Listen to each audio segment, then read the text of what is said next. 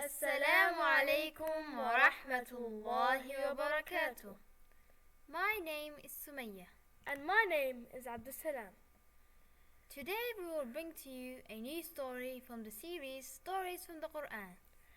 Due to the events that are occurring in Palestine and Gaza, we decided to bring to you this very special story named Who is Al-Aqsa? Al-Aqsa? So let's start from the very beginning.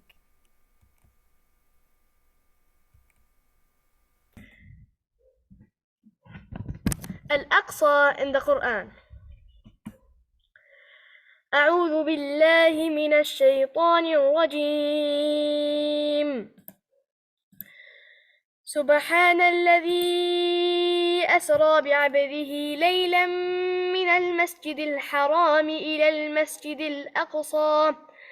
المسجد الأقصى الذي باركنا حوله لنريه من آياتنا إنه هو السميع البصير.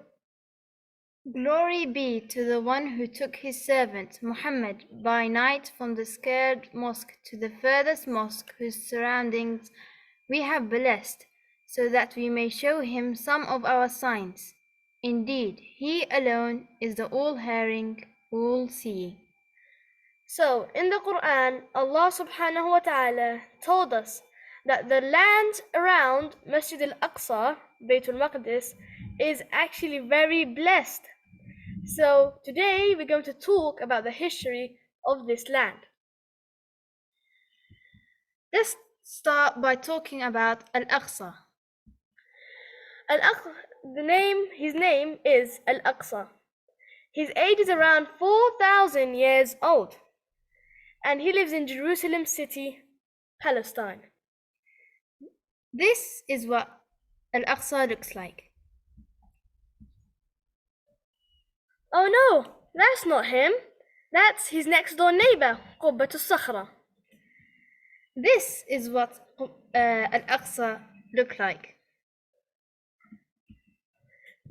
He has a grey hat, so don't mix them two up.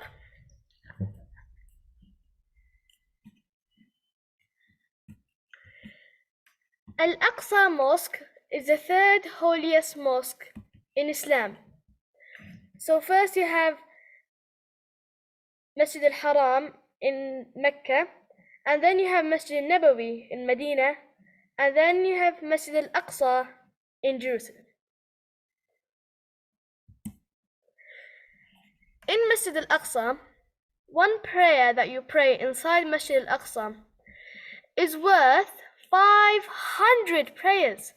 So with one prayer you will get the reward of 500 prayers anywhere on earth. Did you know the first Qibla that us Muslims used to pray towards was towards Al-Aqsa? But then the direction changed.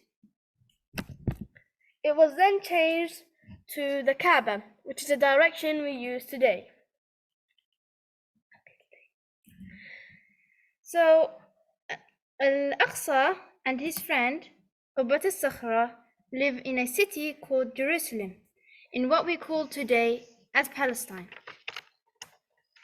The lands around Al-Aqsa, Palestine, and its people have a long and interesting history.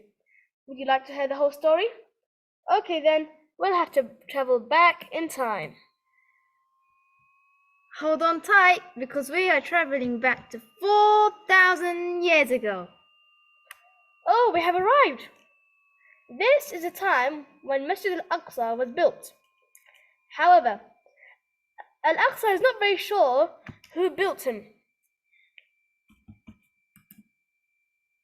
It was said that Sulaiman alayhi salam built Masjid al-Aqsa, but also others say that Ibrahim alayhi salam built Al-Aqsa. But neither are accurate. But we do know one thing for sure. Al-Aqsa was rebuilt by the Khalifa Abdul Malik bin Marwan. He rebuilt Al-Aqsa to make more space for Muslims to pray their daily prayers. The Khalifa also built Al-Aqsa's friend, Qubbat al-Sakhra, at the same time. The lands around Masjid al-Aqsa are very special to us Muslims. It is known as the lands of the Prophet. Let's zoom in time when life grew in this holy land. Sometime later. The first people to live in Palestine were Arabs who came from what we call today as Saudi Arabia. They were called Canaaniyun. So Palestine was called Ard Canaan. Later on, Ard Canaan was renamed to Palestine. And during that time is when prophets started to arrive in these holy lands. The first prophet to come to Palestine was Ibrahim alayhi salam. He traveled to Palestine while getting away from the king of Iraq who tried to kill him. He traveled back and forth from Palestine to other countries, then came back to Palestine and lived there. Then his son Ishaq was born, and he lived his whole life in these holy lands in Palestine. Then a son named Yaqub alayhi salam, who lived in Palestine with his family of 12 children. Yusuf alayhi salam, the son of Yaqub alayhi salam, who was a prophet as well, one of Yaqub's 12 children. Yusuf alayhi salam lived in Palestine for some time of his childhood, but later he was taken to Egypt. Musa alayhi salam led Bani Israel from Egypt to enter Palestine. However, they were not able to enter and stayed for 40 years in the desert known today as Sinai Desert. Musa alayhi salam passes away without entering Palestine. However, later on, Bani Israel managed to enter Palestine and live there. Dawood alayhi salam became the king of Bani Israel in Palestine. He was able to stop the problems between them and united them again. Sulaiman alayhi salam, the son of Dawood, was the next king of Bani Israel in Palestine. After the Prophet Dawood alayhi salam passed away, the next prophet in Palestine was Zakaria alayhi salam. He lived in Palestine and had a son named Yahya. They were both prophets and taught the people to worship Allah alone. After years of Zakaria and Yahya's prophethood, they passed away, and Isa alayhi salam was born as a prophet as well from Maryam alayhi salam. He also taught the message that Allah sent to him and the prophets before him. So far, we counted 9 prophets that entered these holy lands of Palestine.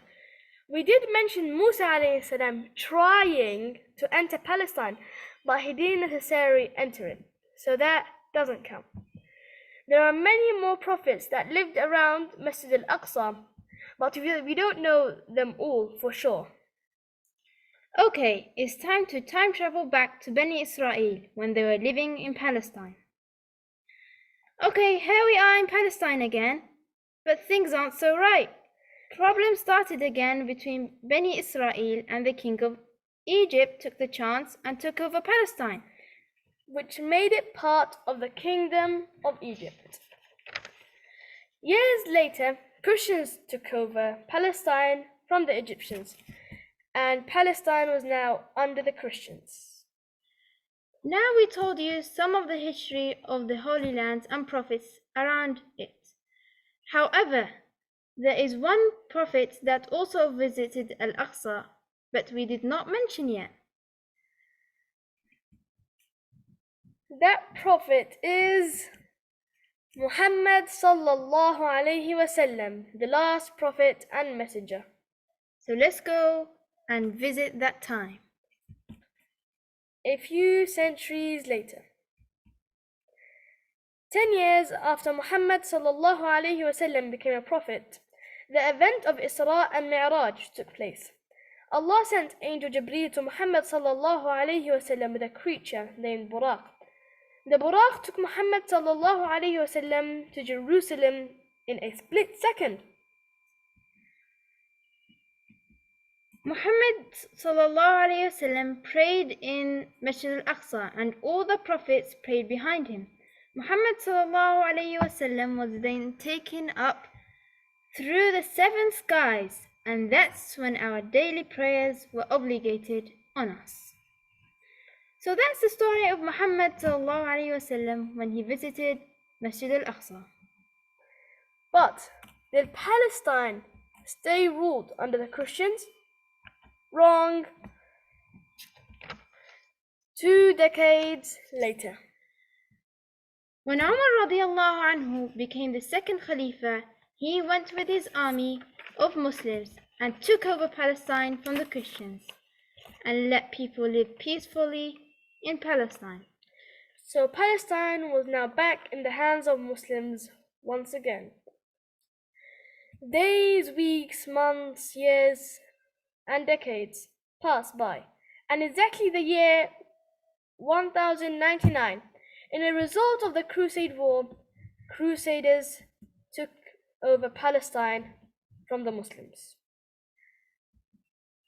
But in the year 1187, a great Muslim commander named Salah ad-Din al-Ayyubi took over Palestine from the Crusaders. So Palestine was back in the hands of Muslims again.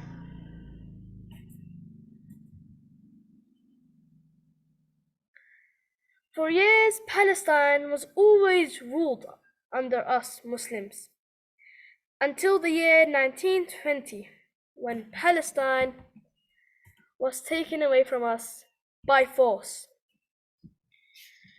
In the year 1948,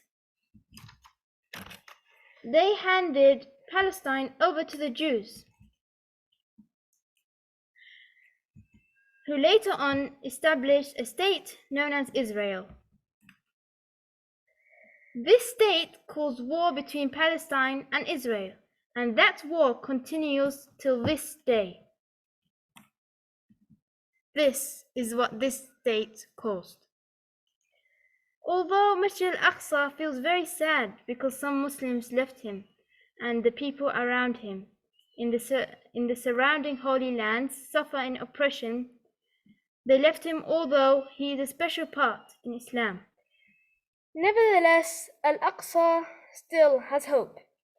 The future shows that Palestine will come back to us Muslims without any doubt.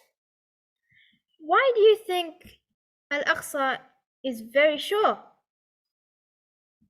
Well, because Allah told us, me and you, in the Quran. أعوذ بالله من الشيطان الرجيم إن أحسنتم أحسنتم لأنفسكم وإن أسأتم فلها فإذا جاء وعد الآخرة ليسوءوا وجوهكم وليدخلوا المسجد كما دخلوه أول مرة وَلِيُتَبِّرُوا مَا عَلَوْا تَتْبِيرًا. If you act rightly, it is for your own good, but if you do wrong, it is your own loss. And when the second warning would come to pass, your enemies would be left to totally disgrace you and enter that place of worship as they entered it the first time, and utterly destroy whatever would fall into their hands. So Allah tells us that victory is coming, but He didn't tell us when. That's up to us to walk towards that victory. Until then, Al-Aqsa is waiting for you to stand with His side. And if you are, then keep in mind that you'll be rewarded for your efforts. Insha'Allah. Whether it's your favorite chocolate bar that you boycotted, or the dua that you made after every salah, you will be rewarded for it all. This is the end of today's session. And don't forget our brothers and sisters in Gaza and Palestine. Jazakumullahu khairan for joining us. والسلام عليكم ورحمة الله وبركاته. سنأتي إليك نشد الرحال ويعلو الأذان أذان بلال. سنأتي ببأس لأهل الخنا ونشفي الصدور بوأد الضلال ونشفي الصدور بوأد الضلال. سنأتي إليك نشد